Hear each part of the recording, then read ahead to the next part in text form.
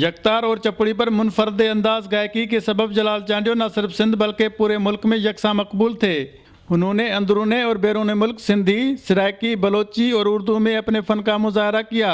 जलाल चांडियो ने सिंधी लोक मौसीकी को एक मुनफरद अंदाज दिया, जिससे लोक मौसीकी को बहुत वसीयत मिली। और जलाल चांडियो को सिंध नहीं बल्कि पूरे पाकिस्तान और दुनिया में भी सुना जाता था। जलाल चांडियो के आज भी 100 से ज़्यादा शागिर्द हैं। जलाल चांडियो एक अवामी गुलकार था। जलाल चांडियो एक दर्दमंद दिल रखने वाले इंसान थे। गरीब अफराद की शादियों में न सिर्फ बगैर मुआवजे के जाते बल्कि उनके तमाम अखराजात भी अपने ज़िम्मे ले लेते। जो गरीब लोगों की मदद करता था, जो भी आता था उम्मीद करके बाबा साईं से वो तारीख लेते थे।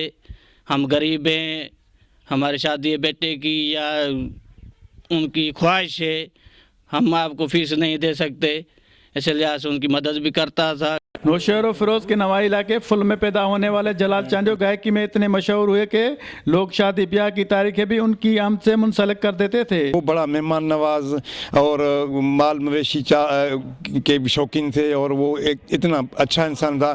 जिससे मिलता था वो कहता था कि जलाल मेरा दोस्त है और वो हमेशा इंसानजात की खिदमत पर भरोसा रखता। शहरियों का कहना है कि सिंधी लोक मौसीकी को परवान चढ़ाने वाले इस अजीम फनकार को महकमा सकाफत भूल चुका है और महकमे ने उनकी बरसी पर कोई प्रोग्राम तरतीब नहीं दिया।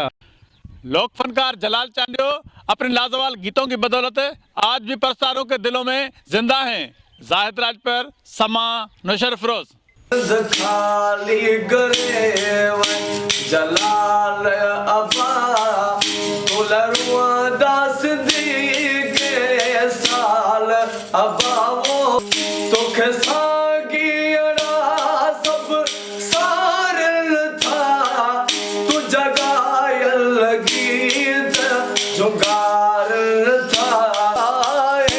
लगता थी वो